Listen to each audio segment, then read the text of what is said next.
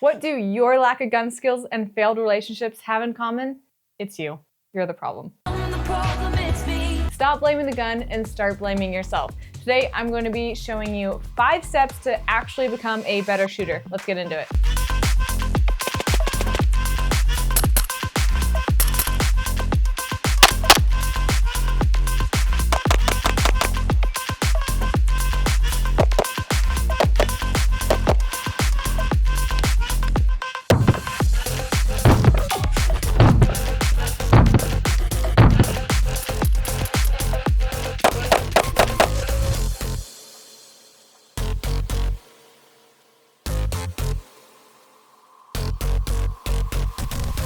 Most gun owners think that being prepared for self-defense means going out and buying a gun. But in fact, that's just one step in the full process of what it takes to become proficient and ready for a self-defense situation. You can't expect to buy a gun, let it sit in a safe, and then when you need it most, be proficient with it. That'll get you killed in the streets.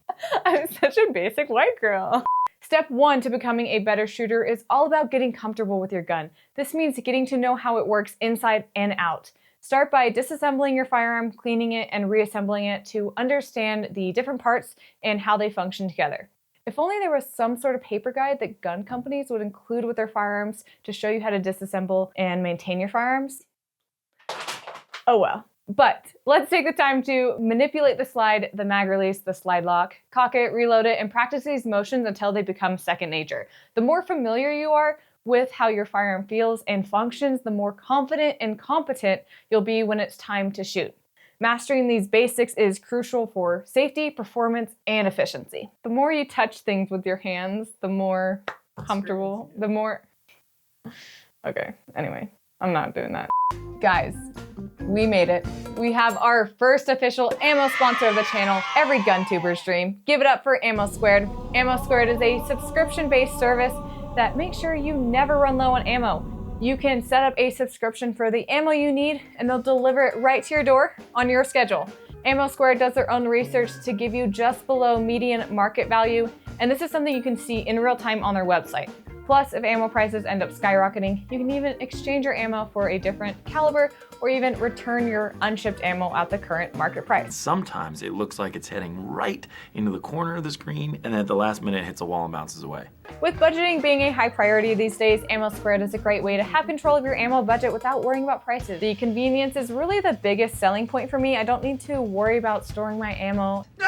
Come on! And I can set a trigger of when to ship my ammo. From a budgeting standpoint, Ammo Squared is one of the best resources to have, and it helps me maintain a consistent flow of ammo while managing my spending responsibly. Plus, if you have a spouse that gets a little bit annoyed with all your gun stuff, or you're in a confined space like an apartment, then you can still stockpile ammo with Ammo Squared and then have it shipped to you at any point you'd like. It's never gonna happen. Dude, you gotta believe. And on a personal note, I just want to give a huge thanks to Ammo Squared. They are a huge supporter of the channel right now and really believe in what we're doing, and we believe in what they are doing as well. But the best way to support us is to go start your stockpile with Ammo Squared and let them know that we sent you.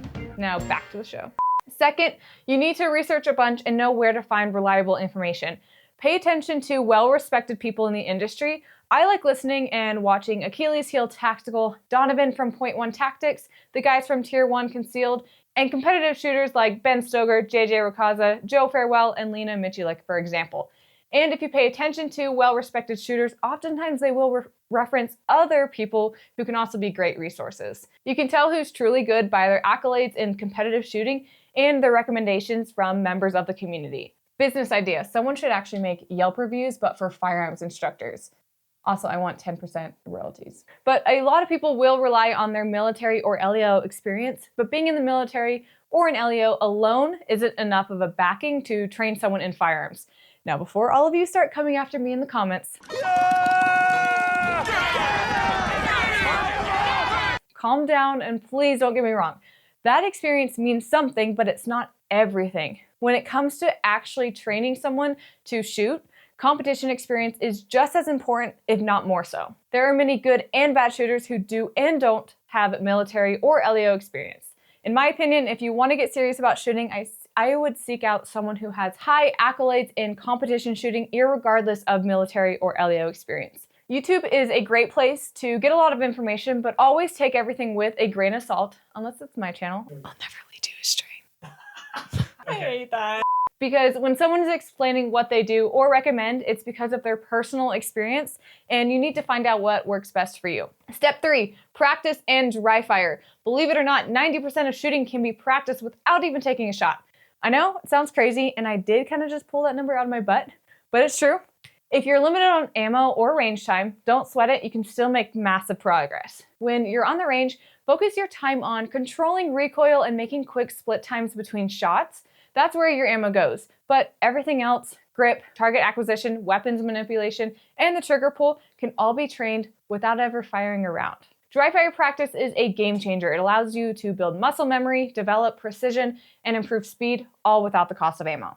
Your dry fire practice should focus on making you both accurate and quick by repeating habitual movements over and over until they're second nature and efficient.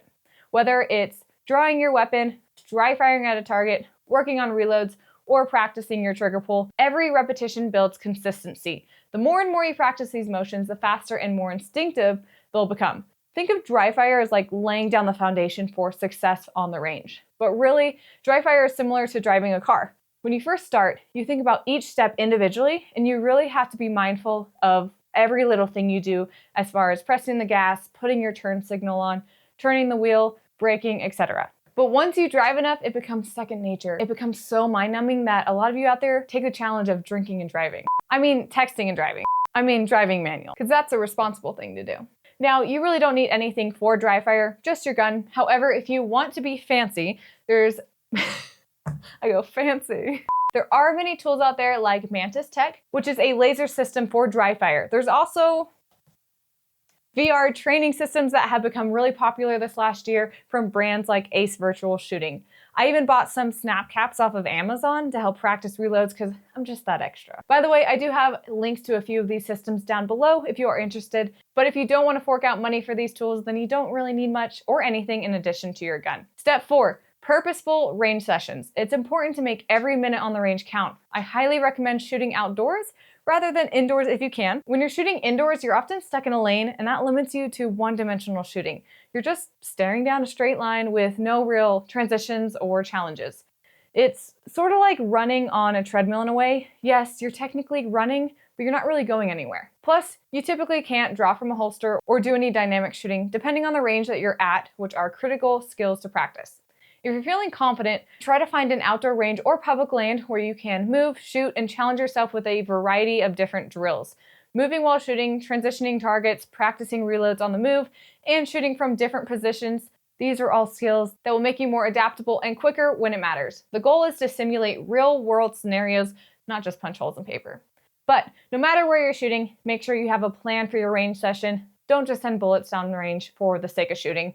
Have a specific goal for each session, whether it's improving your accuracy, your speed, recoil management, or your weapon manipulation. Make sure you're practicing with purpose. Without that plan, you're just wasting time and ammo. And while we're on the topic, I'm actually thinking of doing a video on how to create your own drills at the range. So if that's something you're interested, let me know in the comments below. Oh, and also use a shot timer so you can track your times and create measurable goals. A shot timer will help you track your split times and ensure you're improving your speed while maintaining accuracy. Something I've learned from listening to Ben Stoker a lot is that essentially, if you're not missing your target, then you're not going fast enough. The best way to be accurate while shooting fast is to actually shoot fast, because oftentimes when we start to increase the speed, we start throwing shots off target, for example, even though we may not have been doing this while going slower. And the only way to figure out what mistakes you're making when you're going fast is to actually go fast. So don't be afraid to push yourself, time yourself, and focus on getting faster while keeping those shots on target. Step 5 is to use trial and error and find your own style. If there's anything I've learned from the instructors I've been taught by is that every shooter has their own style. And that's because when you spend thousands of hours doing steps 1 through 4, dry firing, training with purpose, understanding your gun, you'll start to realize that the things that work for others might not work for you. You'll need your own experience to figure out what shooting style fits you best. For example, my husband is a fast and sometimes inaccurate shooter, while I'm accurate but the slower one. We are like the tortoise and hare of the shooting world. That is, if the hare was tripping every few steps. I I focus on improving my speed, but we each have our strengths and weaknesses. Over time, we've customized our training based on trial and error, refining what works for us at every range session. It's a continual learning process. I recently did a video on my $7,500 AR-15 build, and believe me, it did not start out that way. It began as a $1,500 AR, but as I shot it and got a feel for what I liked and didn't like, I started modifying it. This is exactly what happens to every shooter as they develop their own shooting style. You try different things, figure out what works, and adapt. It's the same with your technique, your gear, and how you approach training. At the end of the day, opinions are just that, opinions. People might tell you how you should shoot or what gear you should use, but you'll figure it out as you go. We tend to overcomplicate things sometimes in the gun industry, but I like to reference Rick from Achilles Heel Tactical when he says, shooting is shooting. So the most important thing to do is do what works best for you in the way that works best for you. And as long as you're getting the round on target, you're good. Well, thanks for watching. Let me know in the comments on what has helped you become a better shooter. And if you're looking for ways to support the channel, check out down below. But also like this video, and if you're not subscribed, what are you doing? Hit that subscribe button because we have videos coming every week. Well, I'll catch you next week. Also, you guys have been requesting for some gun reviews on some of the guns I have behind me on the wall. So let me know in the comments what you want to see a review on. We haven't done reviews on the Beretta 1301 from Langdon Tactical, PSA Crink. We have the Beretta 92, this Q Honey Badger. We even have this lovely Atomic 6, which you guys probably have no idea what this is. So let me know in the comments what you want to see next.